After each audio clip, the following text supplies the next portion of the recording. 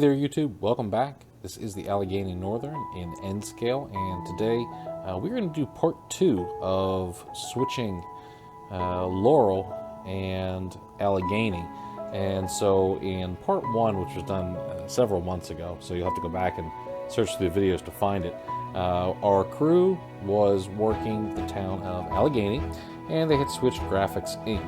And Graphics Inc. sits down there at the end, and so they had changed out the box cars and the tank cars, and so the empties are now outbound, and our power was running Longwood forward, and the switching platform, shoving platform, whatever you want to refer to it as, the caboose, so to speak, was on the actually on the front end, and our conductor Brandon was also riding on board, but now he is protecting our crossing because our train is going to be moving in reverse now.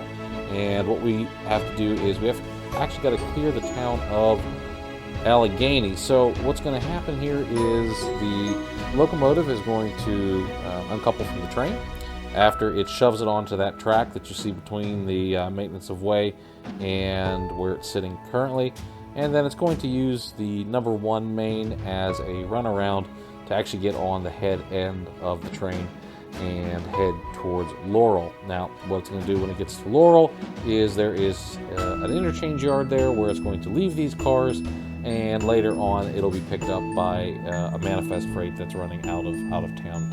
We'll take the rest of those cars out and off layout.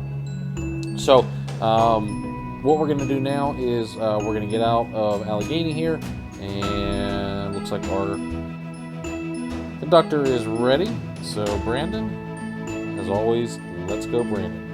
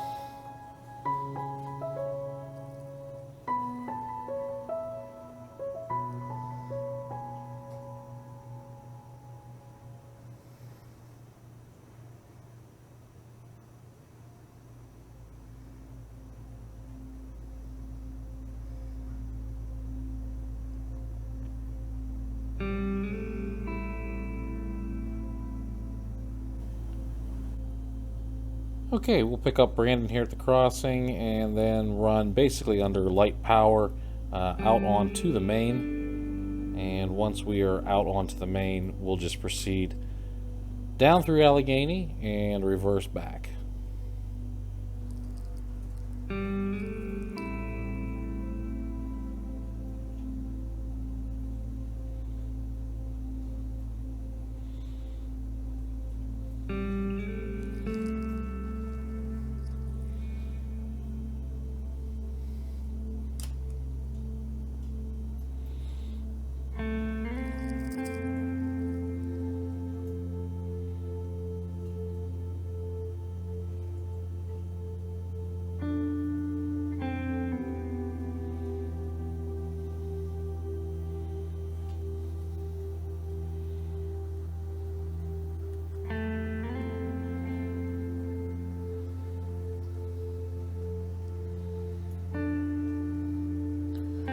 Now in the future, all of these motions on the main line will be signal controlled by the dispatcher. For now, since the railroad is running almost completely in the dark, there's only one signal, and right now I don't have it tied into any of the system's wiring. It's not actually functional, so we will eventually have a process for signaling the railroad.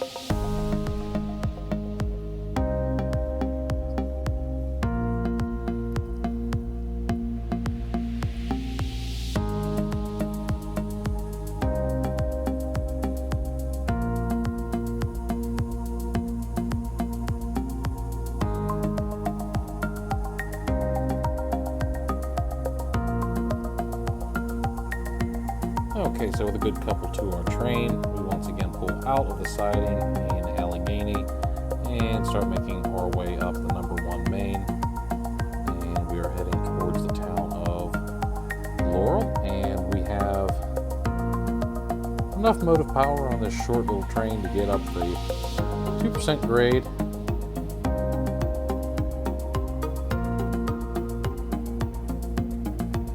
And our next stop will be the interchange track, where this train will actually terminate, and we will head back light power with just the caboose to Allegheny.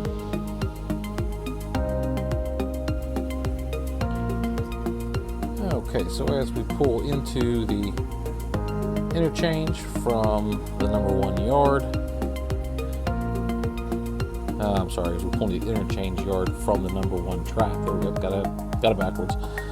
We'll pull in enough distance here to not foul the yard switch. And then Brandon will go ahead, set our handbrakes, and we will leave our train right here. At this time, we're going to go ahead and uncouple the power, and then the train is going to make a reverse move. It'll pull out of the far end of the yard there, back on the #1, and then run in reverse with the shelving platform first, back to Allegheny. So his work is done for the day, and now we are going to take care of the town of Laurel.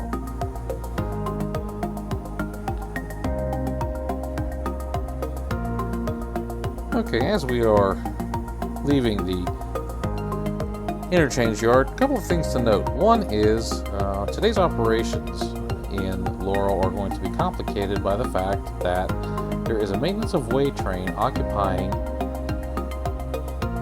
one of the tracks. So he's tied over, and although cars aren't typically set out on that track, because it does connect to points north of the city, and it is the only basic way through the yard. For the maintenance of way, who's only going to be tied over there for a few hours with no other trains coming, he was allowed to stay there. So we have lost that as a means to maneuver about with our upcoming basically manifest delivery. So, and what I mean by that is we've got a train incoming that is going to let us switch out the town of Laurel. So in Laurel, we've got quite a few industries here. We've got a furniture industry that receives lumber and finished products by both flat car and by box car. We have our cement industry, which receives various cement materials by rail, and then it also doubles as a transload facility, as you can see right there. We also have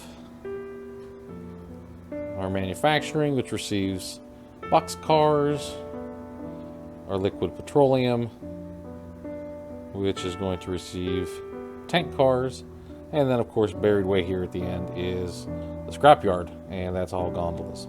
So on a full day, which is what we're going to represent, we have to switch out the entire town of Laurel. It's quite the handful, and it's made complicated by a small amount of actual street running that the train will have to do, which is at restricted speeds and has to follow the traffic signals.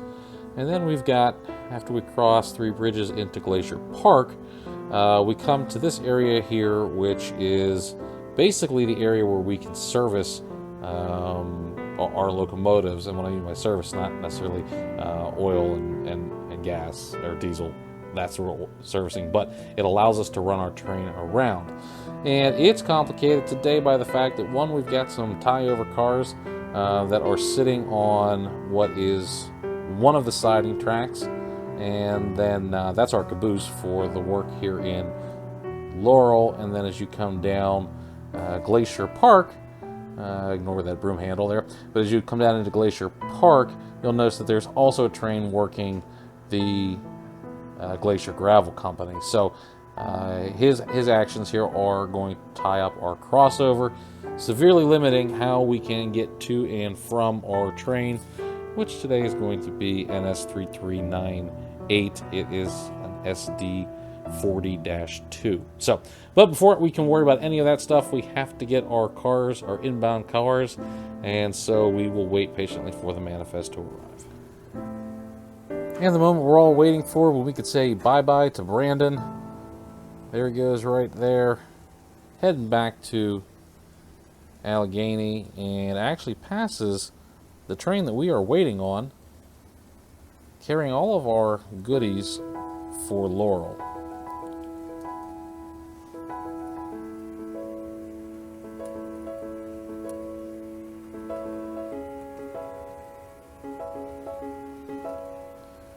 With some old school Conrail motive power on the front, this train is made up of pretty much everything that the town of Laurel needs.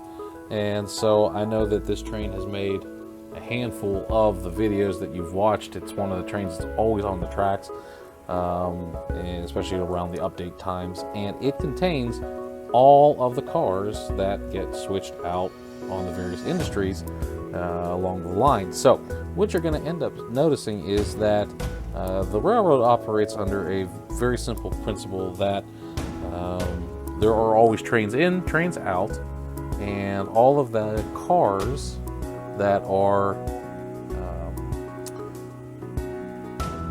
in an industry right now have a counterpart on a train that is on the layout. So what ends up happening is the cars that were once emptied or were once finished goods later reappear as the same manifest freight from points all over the country that have all of the good items here that need to be dropped off in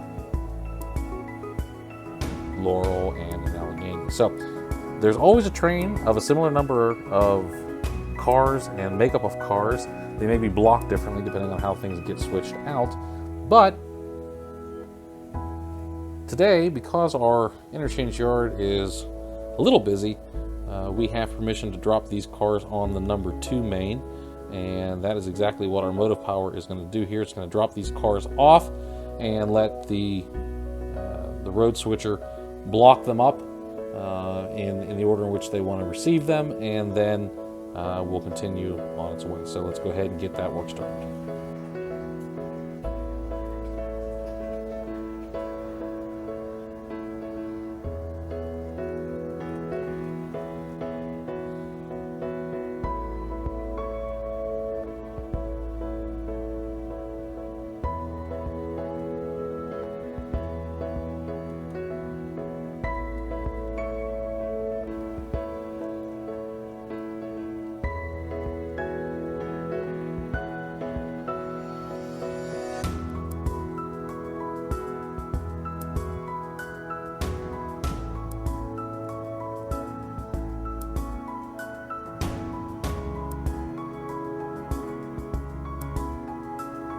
Okay, so as we look at the makeup of our train, we see that we have our gondolas, obviously destined for the scrapyard, right behind the locomotive, followed behind by 2 boxcars,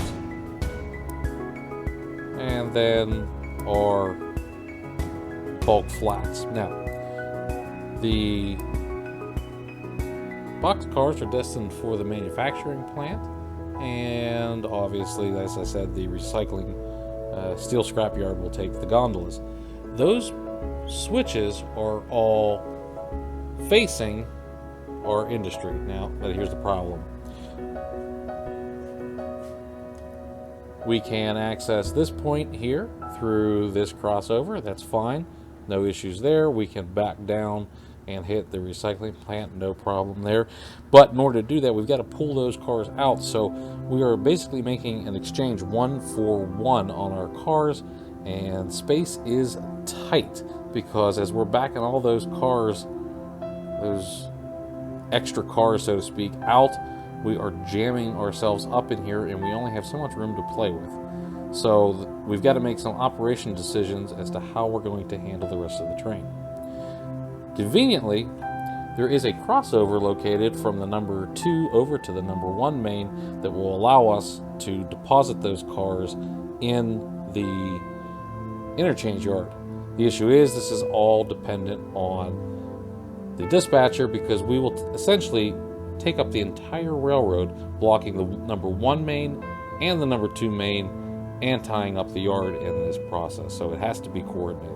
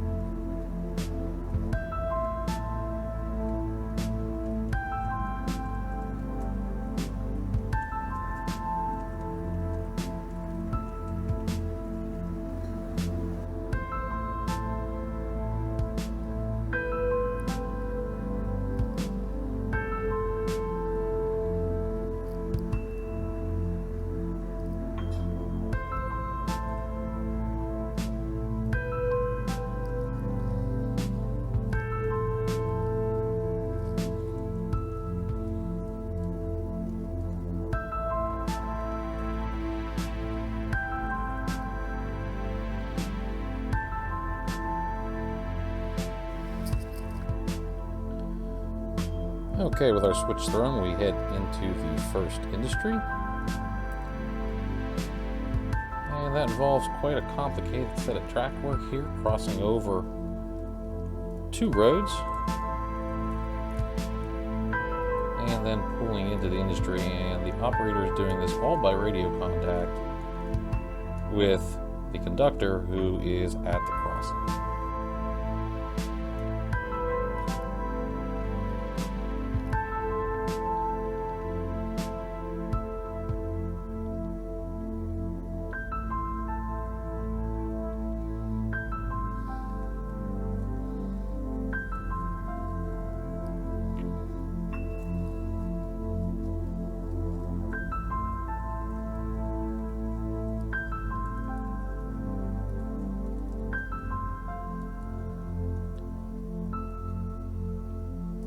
Okay, so our first order of business is to pull the old cars, the empty cars, if you will, out. And now we have to bring them out of the way and make room for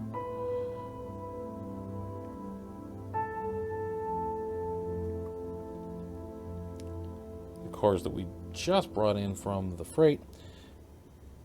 And of course, once again, we have the issue of there's no space to do anything. So as we back our way across this complicated little network of track here, once again blocking the street,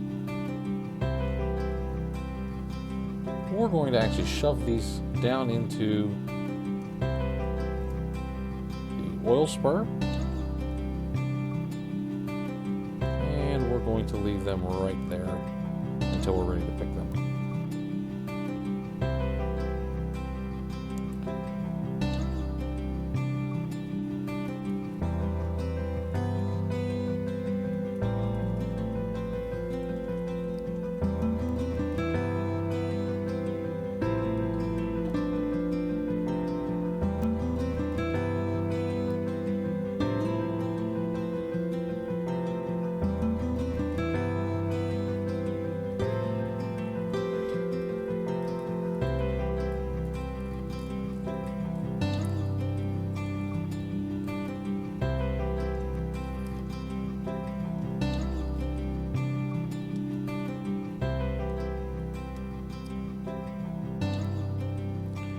Okay, with our cars properly spotted, we're ready to take off for the recycling scrap steel yard.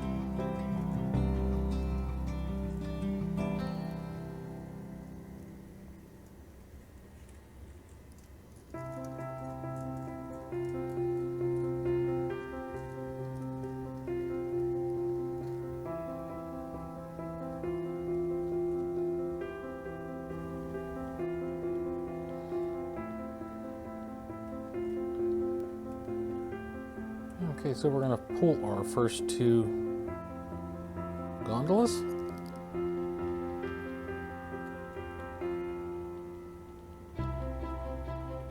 Reset the switch, and then come back and pull the next three.